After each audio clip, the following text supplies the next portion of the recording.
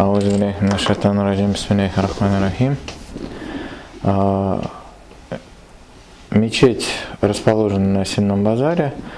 Как я уже говорил ранее, называлась Сенной, Юнусовской, 7-й соборной, и еще у нее есть название Мечеть коммерции советников, которая тоже была официальным названием. Находится мечеть на улице Московской, бывшая улица Кирова. Начнем с того, что эта территория была давно заселена. Она относилась к старой татарской слободе, но надо иметь в виду, что вот именно этот район, это был район старой Кураишевой слободы, который прилегал к старой крепости Казани. Почему Кураишева слобода? Дело в том, что начиная с Золотой Орды начинается появляется такой институт саидов, это потомки династии пророка, саллаллаху алейхи вассалям, и они селились отдельными слободами, учили религии, в основном их называли саидами, у них был такой титул. Вот, например, Кул-Шариф тоже относится к династии пророков, саллаллаху алейхи вассалям.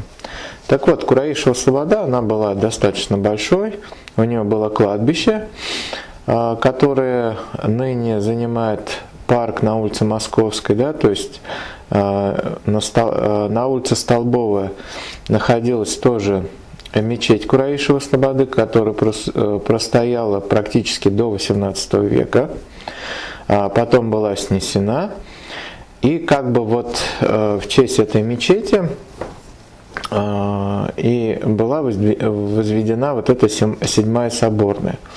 На Кураишевой слободе еще были две мечети, располагались уже чуть позднее, которые располагались на улице Тукая, и сейчас они там расположены. Это мечеть Султановская и Галиевские мечети.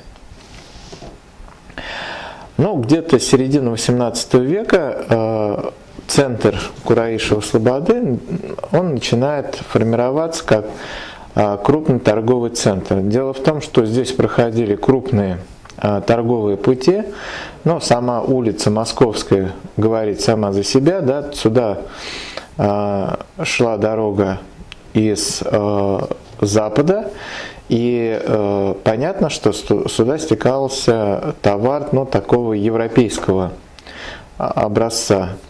Наряду с этим надо иметь в виду, что в крестьянских хозяйствах сено являлось основным капиталом, особенно среди мусульман. Поэтому нередки были случаи, когда, привозя с заливных лугов, сено перепродавали по необходимости тем селам, где сена не хватало. И поэтому и название этого места называется как Сенной базар. И именно на этом месте, как на месте торговли, появляются вот эти и культовые сооружения мусульман, как мечети, которые уже долгие годы стремились здесь возродить те мечети, которые существовали. Но я уже еще раз обговорюсь, что до революции и еще до падения Казанского ханства здесь была мечеть, которая просуществовала до 18 века. Это мечеть Кураишевой слободы.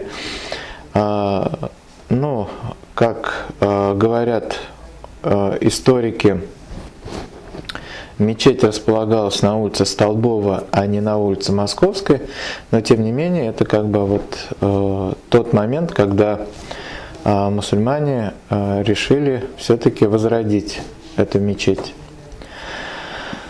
В начале XIX века мусульманские купцы начинают прилагать усилия, чтобы около базара была вновь восстановлена мечеть.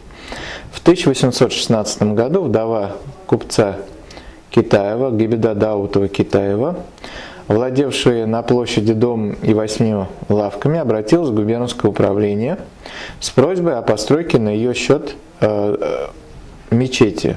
Местом для нее она обозначила в Старо-Татарской Слободе, в отдаленности от церквей, среди татарских домов, близ Сенного базара, против дома и лавок казанских купцов Юнусовых, пустопорожние.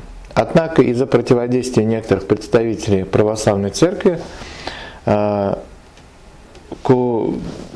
купцу не удалось начать строительство этой мечети.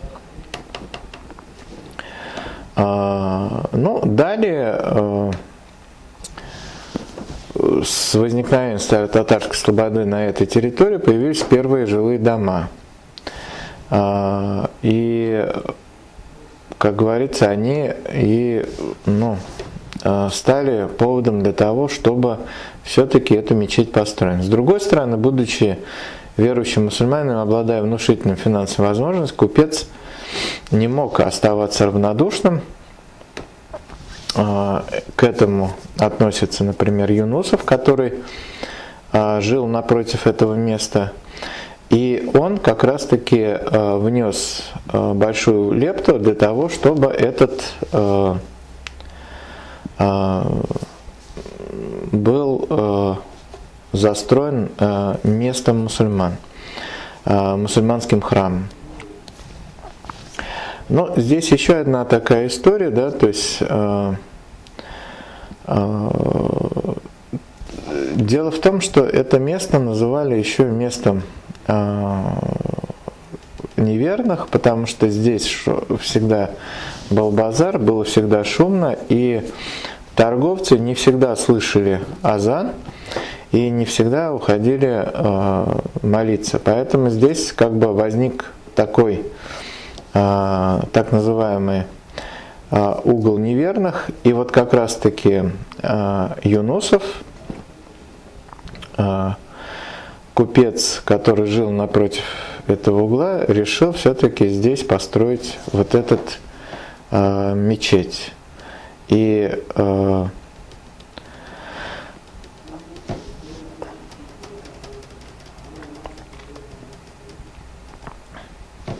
Итак, 18 августа 1844 года доверенно казанского первой гильдии купца Ибрагима Губайдуловича Юнусова казанский мещанин Муса Субаев обратился в губернскую администрацию с ходатайством, чтобы построить на этом месте новую мечеть деревянную, которая бы стала таким местом поклонения всех мусульман. Департамент искусственных дел Главного управления путей сообщений и публичных зданий в отношении от 28 февраля 1845 года сообщил о высочайшем утверждении представленных плана и фасадов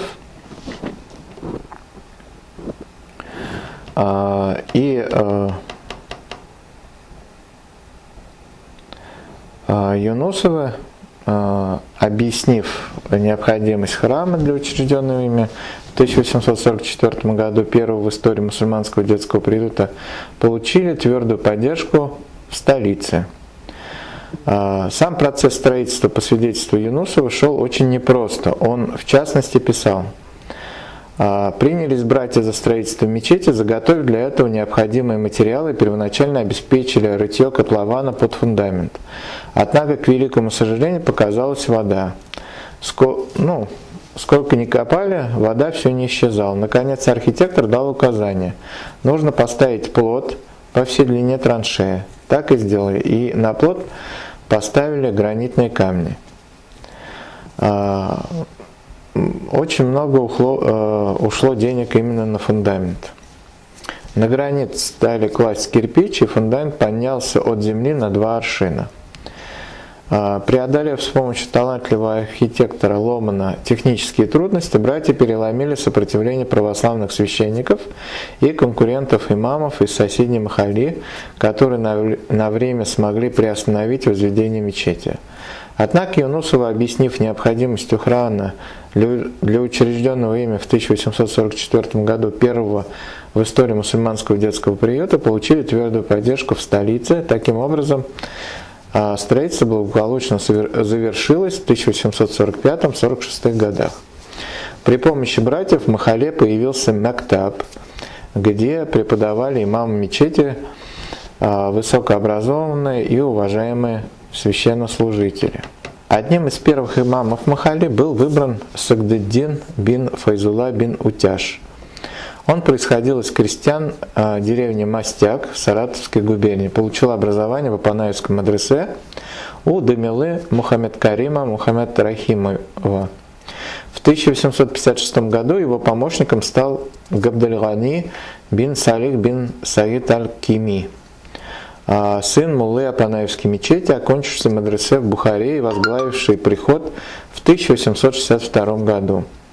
После его смерти 23 июля 1771 года обязанности имама Хатыба сенной мечети взял на себя уроженец деревни Малая Кибякузия Казаклара Лаишевского уезда Казанской губернии, окончивший одно из бухарских мадресе Ахун Хузи Ахмед Музафаров. Авторитетный богослов, он пользовался заслуженным уважением среди мусульман. Его дочь Махмуда в начале 20 века получила известность как талантливая поэтесса, а сын Мансур Музафаров стал выдающимся татарским композитором. Интересно, что он был выбран прихожанами вопреки воле строителей сенной мечети братьев Юнусовых. Прослужив благополучно в сенной мечети 22 года, Худжи Ахмед Хазрат неожиданно попал в неприятную историю.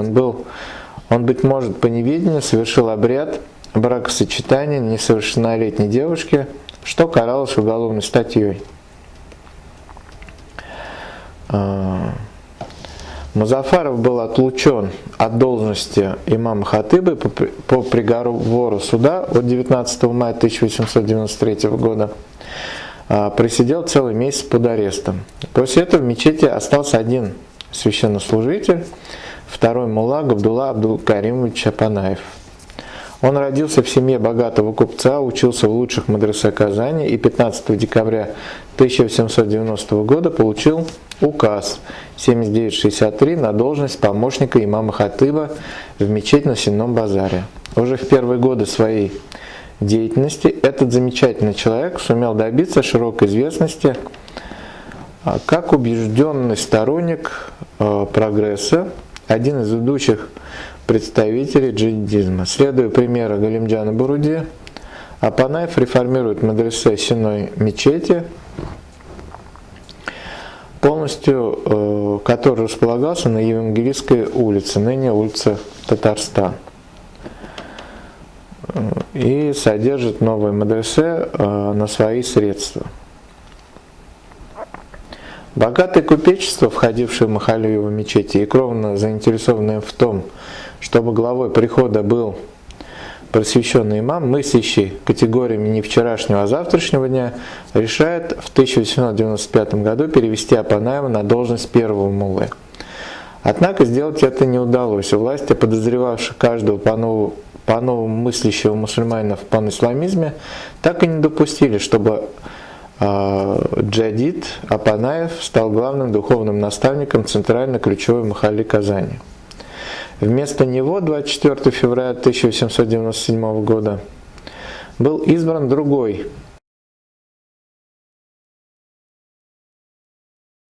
имам Шакир Хасанович Уразгильдеев, отличавшийся известной умеренностью своих взглядов, но так и остался лишь формальным главой прихода.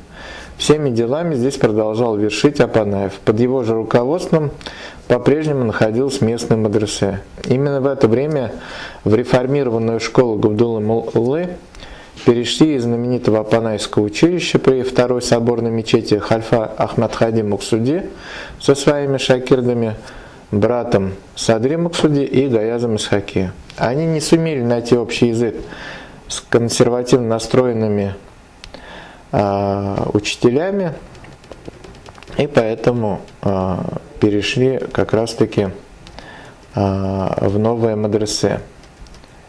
После ссылки Апанаева, вероятно, не без вмешательства властей, ее прихожане избрали старшим имамом Мухаммед Таиба Шахабудиновича Алтынбаева, уроженца деревни Читаева Касимовского уезда Рязанской губернии. Он учился в Кашкар, затем был муллой в деревне Собачий остров Курмышского уезда Симбирской губернии. Приехав в Казань, Алтынбаев ликвидировал в приходе сенной мечети все нововведения, установленные Апанаевым. В мадресе главенствующим вновь стал старый метод обучения, а из учебной программы были полностью исключены светские науки.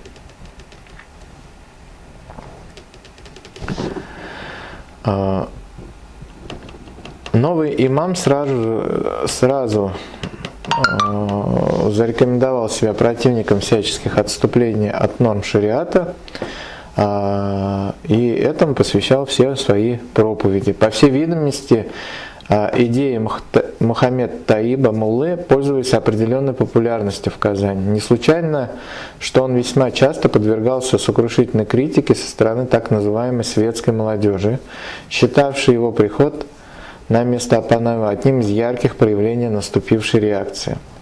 Интересное действие этого явного антагониста реформаторов Приходского мектебе и мадресе. К 1912 году он вновь внедрил в учебный процесс звуковой метод обучения грамоте, тем самым признав его практическую пользу и в этом солидаризировавшись с джадитами. Такой нетипичный для, казалось бы, убежденного консерватора шаг заметили даже губернские власти. Так, начальник Казанского губернского жандармского управления в своем письме губернатору 19 декабря 2013 года писал: «Мадресе при Казанской мечети номер 7 считается существующим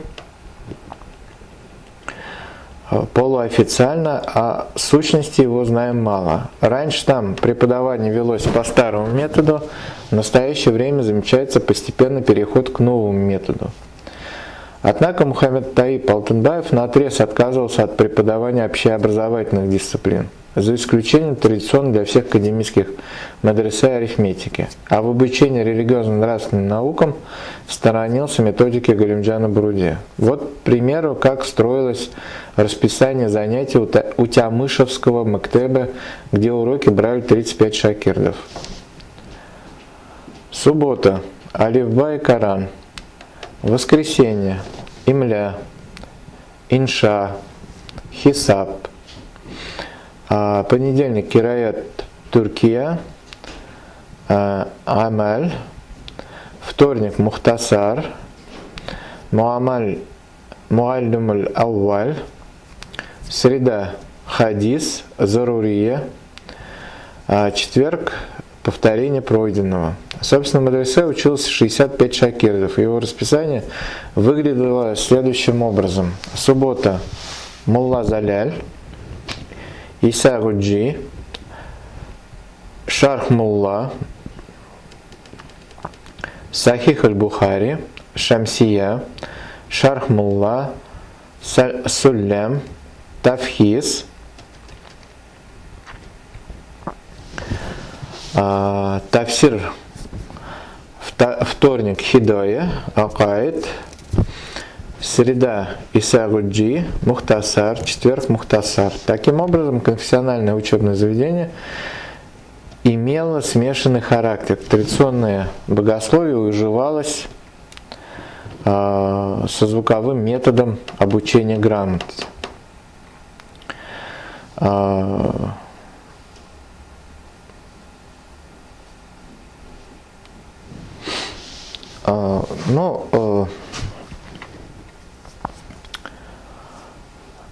Приход Сенной мечети объединял Московскую и Сенную улицу. В 1916 году в нем насчитывалось 218 прихожан.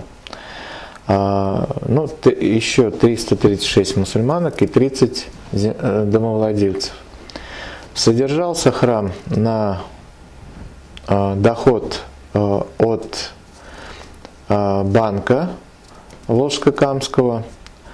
а также от доходов с аренды кладовой и торговых рядов, которые располагались вдоль мечети Нурулла. После революции, когда началась борьба с религией, мечеть была закрыта 16 ноября 1929 года, и только в 1991 году была возвращена мусульманам, причем во время, скажем так, Советского Союза лишилась минарета. Минарет был сломан и разрушен. Там в этом здании располагались различные ведомства, но вот возвращена она была в 90-е годы. И первым делом был восстановлен минарет.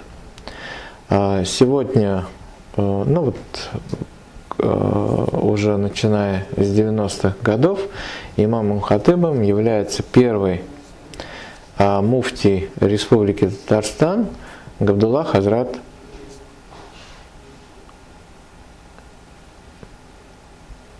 Галиуллин. Габдулла Хазрат Галиулла. Спасибо за внимание.